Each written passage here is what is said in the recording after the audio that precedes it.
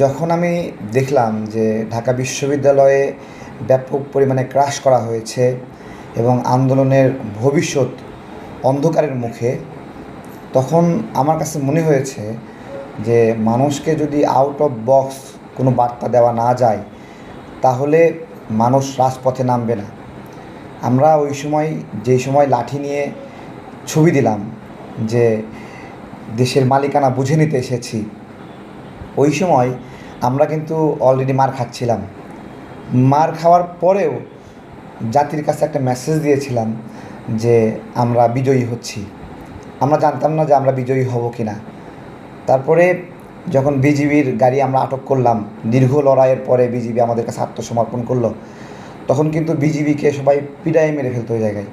ওই জায়গা থেকে আমরা সহ কিছু মানুষ মানবিক জায়গা থেকে বিজিবিকে সেভ করি এবং বিজিবির যে এপিসিগুলো আছে সেগুলোর উপরে উঠে দাঁড়াই, মানুষকে শান্ত করি, পাশাপাশি নিজেরাও স্লোগান দেই। ভালোই লাগছিল, লক্ষ লক্ষ মানুষ তাদেরকে নিয়ে এপিসি আটক করেছি এবং এই এপিসি আটক, বিজিবিকে আটকের ঘটনায় ঢাকাতে রাজনীতির একটা অন্যতম মাত্রা যুক্ত করে দেয় আন্দোলনের। যে আমরা একটা অংশ দখল করেছি, তো যারা যাত্রাবাড়ি আছে তারাও দখল করতে চায়, বসুন্ধরা আছে তারাও দখল করতে চায়।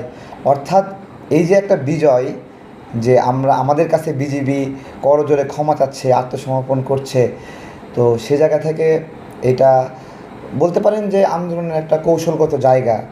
যে আমরা যতই মার খাচ্ছি, ওই সময়টাতেও গুলি খাচ্ছি, আমরা শব্দ হচ্ছে তার দিকে, উপর থেকে হেলিকপ্টার থেকে গুলি ছুটছে।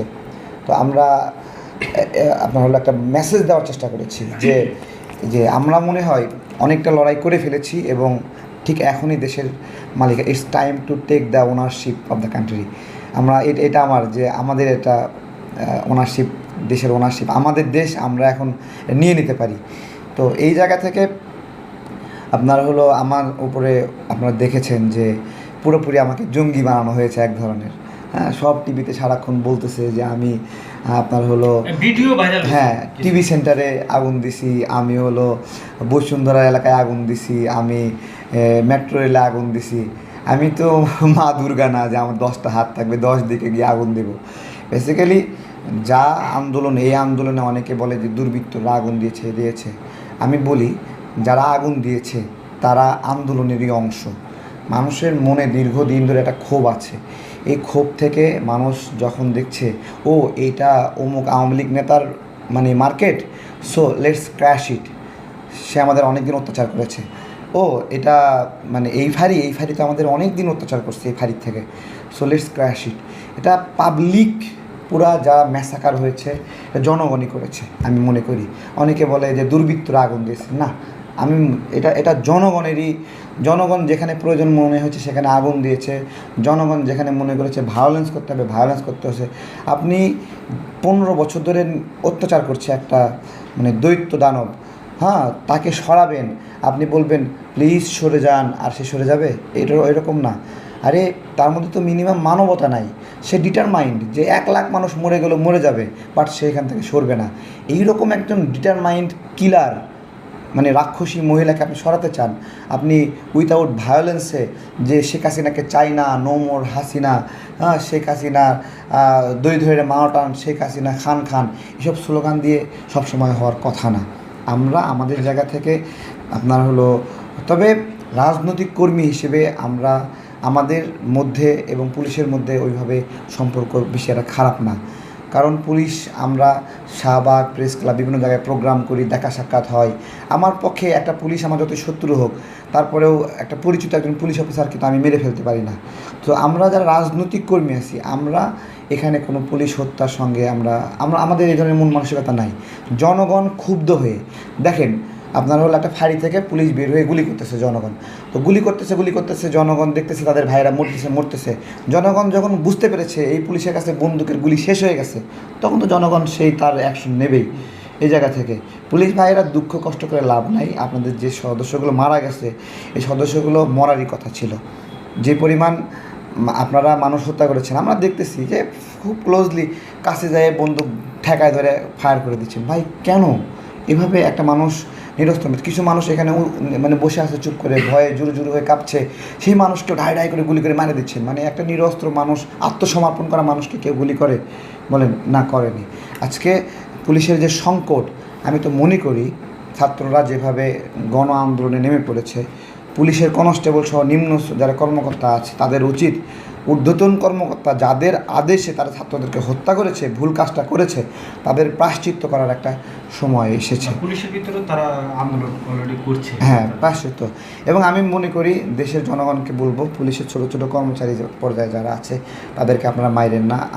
তারা আমাদেরই কেউ, আত্মীয় স্বজন, ভাই ব্রাদার। আপনার হলো, আমরা পুলিশের মৃত্যু চাই না, জনগণের মৃত্যু চাই না, কোনো মৃত্যুই কাম্য না। কেন? মানে আমি যখন দেখতেছি যে পুলিশকে মানে হলো মেরে লাক মুখ ফুটে গেছে, মরে গেছে, গায়ে কাপড় নাই, আপনার আন্ডারওয়্যার পরে আছে, তাকে মেরে মেরে পিটে পিটে মেরে ফেলা হয়েছে, ওইটাও একটা কতটা ভয়ঙ্কর মৃত্যু। জাস্ট চিন্তা করেন, তারও সন্তান আছে, ঠিক আছে? আমরা প্রত্যেকটা মৃত্যুতেই ব্যথিত যে এই মৃত্যুটা কেন হবে। ঠিক পাশাপাশি ওই যেই পুলিশটাকে মেরে ফেললো, ওটা তো বিনা টার্গেটেও মেরে ফেলেনি, দেখতেছে যে ও আবু সাইদকে অমুক হত্যা করেছে, তো মানে তার একটা ন্যাচারাল পানিশমেন্ট হওয়া দরকার। আপনি কাকে আটকাবেন? এখানে একটা অবস্থা। বাংলাদেশে এমন একটা মানুষকে আমরা প্রধানমন্ত্রী হিসেবে পেয়েছি যে দেশের মানুষকে বিন্দু পরিমাণ ভালোবাসে না। ডিরেক্ট তার বক্তব্যে দেখেন, সে নাগরিকদেরকে রাজাকার বলে দিচ্ছে, ঠিক আছে? নাগরিকদের প্রতি কোনো তার সিম্প্যাথি নাই, তার প্রতি সহানুভূতি নাই, তাদেরকে মায়া করে না, মমতা করে না। এরকম একজন মানুষ দেশের অভিভাবক, চিন্তা করা যায়। এবং সে নির্দেশ দিয়ে দিচ্ছে যে, সে বলতেছে কি দেখেন, আমি তো কথা বলেছি সেনাবাহিনীর দায়িত্বশীলদের সাথে, তাদের সাথে বলছে যে পুলিশ তো ভালো পারফরমেন্স করছে, র্যাবও ভালো পারফরমেন্স করছে, তাহলে পুলিশ র্যাব ভালো পারফরমেন্স করতেছে, সেনাবাহিনী কেন করতেছে না? চিন্তা করেন, মানুষকে হত্যা করতেছে পুলিশ, শেখ হাসিনা এই হত্যাকে ভালো পারফরমেন্স বলে ডিফাইন করতেছে। এরকম একজন খুনি মানুষ, আমাদের দুঃখের বিষয় যে তাকে আমরা আটক করতে পারলাম না, খুবই দুঃখজনক বিষয়। এবং তাকে আটক করা উচিত ছিল ওই সময়টাতে। আমরা তো এটার একটা তদন্ত হওয়া উচিত যে কোন কোন অফিসার তাকে পালাতে সিম্প্যাথি দেখালো, সহযোগিতা করলো, এটা কিন্তু খুবই জরুরি। আমরা চাই না শেখ হাসিনাকেও মানুষ পিটায় মেরে ফেলুক, চাই না। বাট বাংলাদেশে একটা দৃষ্টান্ত স্থাপন করা উচিত যে এই মহিলা বিশ্বের যেখানে থাকুক সেখান থেকে এনে তাকে বিচার করা উচিত। এতগুলো ছাত্র মেরেছে, মানে দেখেন, আবু সাইদ মারা যাওয়া আর একটা সাধারণ ছাত্র মারা যাওয়া কিন্তু এক জিনিস না। একটা সাহসী সন্তান 1000 সন্তানের চেয়ে উত্তম। এরকম একজন সাহসী সন্তান যারা বুক আগাইছে তাদেরকে শেখ হাসিনা তিল তিল করে হত্যা করেছে, গুলি করে হত্যা করেছে। যেভাবে সে সেনাবাহিনীর অফিসারদেরকে সে গুলি করে হত্যা করলো। এবং ভাগ্যেও তার উঠলো, বাংলাদেশের কোনো প্রধানমন্ত্রীর ভাগ্যে এরকম জুটেছে তার জাইঙ্গায় ধরে মানুষ নাচানাচি করেছে, অথচ একজন নারী প্রধানমন্ত্রী তার ব্রা ধরে মানুষ হাতে নিয়ে উড়াচ্ছে, তার পেন্টি ধরে মানুষ উড়াচ্ছে। এইরকম বেজ্জতি আর এর চেয়ে শেখ হাসিনার মানে সুইসাইড করে মরে যাওয়া উচিত আমি মনে করি, এরকম অপমান দেখার আগে।